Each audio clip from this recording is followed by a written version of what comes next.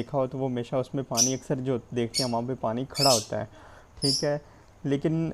जो race veg होते हैं इसमें फ़्लो थ्रू सिस्टम होता है। फ़्लो थ्रू सिस्टम का मतलब होता है कि इसमें पानी बहता रहता है, ठीक है। इसका मतलब ये होता बनता कैसे है और इसमें पानी कैसे बहता है। असल में होता ये है इसमें कि कोई भी वाटर सोर्स, मिसाल के तौर पे हमारे पास कोई स्ट्रीम है, कोई स्प्रिंग है, कोई झील हो सकती है, कोई नहर या दरिया हो सकता है, या कुछ ऐसा कोई भी वाटर सोर्स होता है। उधर से पानी लिया जाता है और एक जो है काफ़ी लंबे से नाले, जिस तरह नाले होते हैं पानी के, उस तरह वो बनाए जाते हैं, ठीक है। जिसकी चौड़ाई कम होती है और लंबाई काफ़ी ज़्यादा होती है। तो क्या होता है कि उस रिजर्वायर से पानी के जो भी दरिया है, स्प्रिंग है, झील है या कुछ स्ट्रीम है, वहाँ से पानी उन नालों के अंदर आएगा और पानी उसमें से गुज़रता गुज़रता काफ़ी, फॉर एग्ज़ाम्पल वो 1 किलोमीटर लंबे होंगे, फिर उसके अंदर पानी जो है वो वापस उसी रिजर्वायर के अंदर जो दरिया है या जहाँ से पानी आ रहा है उसमें वापस चला जाएगा। तो ये ऐसा सिस्टम होता है, ठीक है। ये हमारे पास इसको हम कहते हैं रेस वे सिस्टम, या ये फ़्लो थ्रू सिस्टम होता है, ठीक है। अब इसमें होता ये कि हम ऐसा सिस्टम भी लगाया होता है साथ, ताकि अगर हमारे जो इस रेसवे के अंदर मछलियां हैं वो क्या है कि वो दरिया के अंदर ना जा सकें, लेकिन हमारे पास जो पानी है वो दरिया या जो भी रिजर्वायर है उधर से आ रहा है, ठीक है। और उन नालों में आता है पानी बहता बहता, फिर जितना भी वो लंबे ये हमारे पास ये एक्वाकल्चर सिस्टम होगा उसमें से फिर वापस गुज़र के फिर वापस रिजर्वायर के अंदर जो पानी का जो भी ज़ख़ीरा है उसमें चला जाएगा, ठीक है। और इस जो ये हमारे पास अलहदा ये नाले की किस्म की जो रेसवेज होते हैं, इसी के अंदर हमारे पास मछली या जो भी हम एक्वाकल्चर के अंदर जो चीज़ भी हम ग्रो करा रहे हैं या जो चीज़ भी कल्चर करा रहे हैं वो इसी में ही होगी, ठीक है। और यहाँ पे एक पिक्चर है जहाँ से आपको आइडिया हो सकता है, ठीक है। तो ये रेसवेज आगे कंस्ट्रक्शन मटेरियल क्या होता है और इसकी लेंथ वगैरह क्या होती है कि ज़्यादातर कंक्रीट का बना होता है। कंक्रीट मतलब ये सीमेंट बजरी वगैरह का बना होता है हमारे पास, इन्हीं के पक्के होते हैं। और लेंथ और वेट जो ज़्यादातर वो 6:1 रिकमेंडेड है, यानी कि अगर मैं 6:1 का मतलब ये है कि अगर लंबाई 6 फीट है तो विड्थ 1 फीट होगी, यानी कि ये ज़्यादा लंबाई में ज़्यादा होंगे, चौड़ाई में कम होंगे, ठीक है। और इसके अंदर क्या होता है कि जो ये सर्कुलर मूवमेंट नहीं होती इसकी वजह से, क्योंकि ये एक लंबाई में होते हैं तो पानी सीधा ही बहता रहता है, पानी सर्कल की फॉर्म में मूव नहीं करता, ठीक है। वो एक और किस्म में होता है, वो आगे जाके हम पढ़ेंगे, ठीक है। इसके बाद जो है वो एक और फ़ायदा इसका है कि इसकी चौड़ाई कम और लंबाई ज़्यादा है, कि जो पानी के अंदर पानी चलते के अंदर पानी लहरें बनेंगी तो वो जो है वो ज़्यादा ताकतवर होंगी, ठीक है, क्योंकि चौड़ाई कम है, ठीक है, जिसकी वजह से लहरें ज़्यादा बनती हैं। बिल्कुल ऐसा ही है कि अगर कि पानी का जहाँ पे रास्ता कम होगा वहाँ पे पानी का प्रेशर ज़्यादा होगा, पानी का प्रेशर ज़्यादा होगा तो क्या होगा, उसमें लहरें ज़्यादा बनेंगी। और वही अगर उसी पानी के लिए हम चौड़ाई ज़्यादा कर दें तो क्या होगा कि वहाँ पे लहरें कम मज़बूत बनना शुरू हो जाएंगी और या इतनी ताकतवर लहरें नहीं होंगी, ठीक है। इसका एक फ़ायदा ये है कि इसके अंदर हमने चौड़ाई कम रखी जाती है ताकि हमारे पास लहरें जो हैं वो भी ज़्यादा बनें। और जो हमारे अगर इसकी लंबाई कितनी रखनी है वो इस बात पे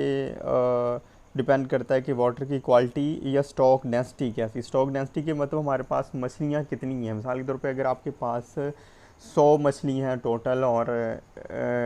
जिनका वज़न अगर मैं अगर कंसिडर करता हूँ तो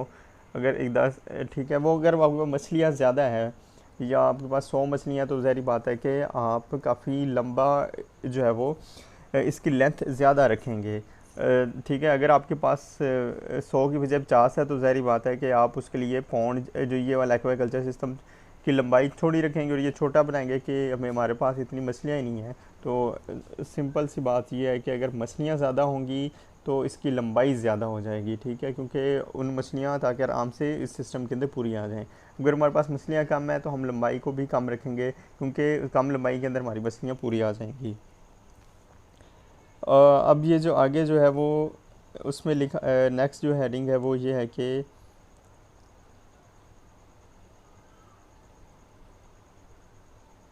इसका वॉल्यूम जो होता है वो हम कैसे डिटरमिन करेंगे। और रेस वे वॉल्यूम का, अच्छा ये आप स्किप कर सकते हैं क्योंकि इसमें ज़्यादा इतनी चीज़ें क्लियर नहीं लिखी हुई। और आगे हम करते हैं डेप्थ और स्टॉकिंग डेंसिटी। अगर आप नेक्स्ट क्वेश्चन ये है कि पहले हमने पढ़ा था लंबाई के बारे में। लंबाई होती है कि अगर फ़िश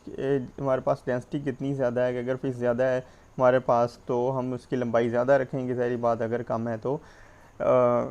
हम उसकी लंबाई भी कम रखेंगे। अब डेप्थ और स्टॉकिंग डेंसिटी पर अगर हम बात करते हैं कि हमारे पास स्टॉकिंग डेंसिटी का मतलब ये होता है कि एक ख़ास जो वॉल्यूम के अंदर हमारे पास कितनी मछली जो है वो मौजूद है। ठीक है, मिसाल तौर पे अगर आप 1 मीटर क्यूब देखते हैं तो आपके पास जो है वो मछली का वज़न के लिहाज से अगर आप देखें तो इसके अंदर हमारे पास फॉर एग्ज़ाम्पल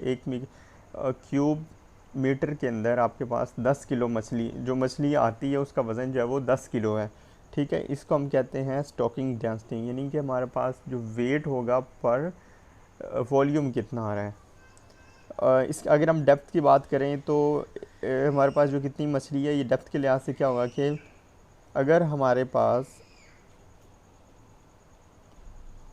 ऐसी मछली है जो फिन फिश है, यानी जिसके फिन्स हैं, जैसे रेनबो ट्राउट एक मछली है जो कि ज़्यादातर ठंडे पानी के अंदर पहाड़ी इलाकों में होती है। अगर वो हम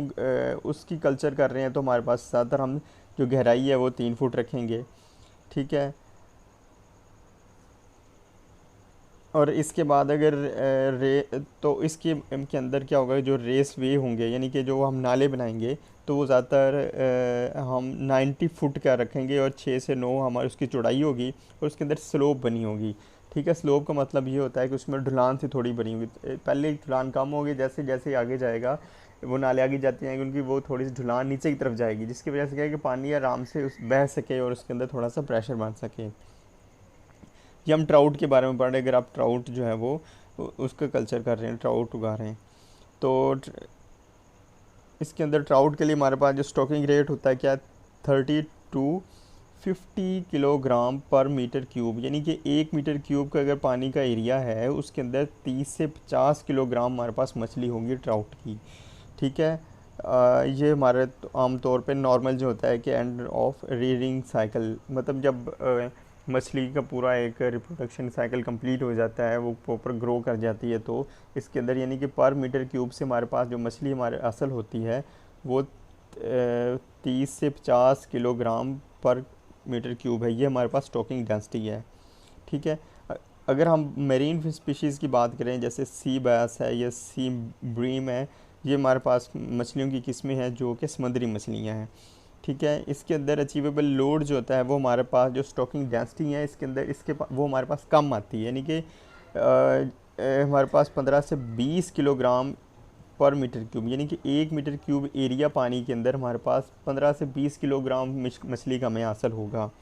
ठीक है, तो ज़ाहिर बात है इसके अंदर जो हमारे पैरामीटर्स हैं, हमारे डेप्थ भी कम होगी, लेंथ भी हमें या और चीज़ें वो हम उसके मुकाबले में हम कम रखेंगे। अब यहाँ पे एक और चीज़ लिखी हुई है कि रेस वे वॉल्यूम रिक्वायर्ड। ठीक है, इसके अंदर हमारे पास वॉल्यूम कितना होना चाहिए, ये कोई भी रेस वे अगर हम बना रहे हैं तो total volume of fish in kilogram पर स्टॉकिंग रेट इन किलोग्राम पर मीटर क्यूब, यानी कि वो हमारे उस बात पे डिपेंड करता है कि जो